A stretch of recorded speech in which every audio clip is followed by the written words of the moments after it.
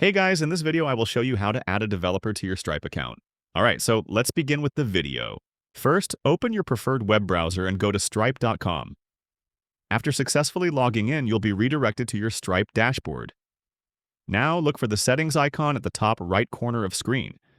Inside this panel, scroll until you find the account settings section. Under this section, locate and click on Team and Security.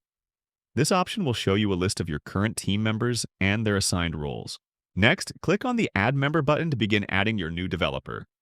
A small window will appear asking for the new team member's information.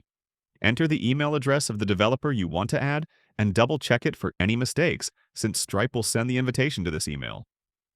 After entering the email, move on to assigning their role. Select the developer role, which gives them access to technical areas like API keys and webhooks, but keeps financial and sensitive data restricted for security reasons. Once you've confirmed everything, click on Send Invite. Stripe will immediately send an invitation email to the developer you added.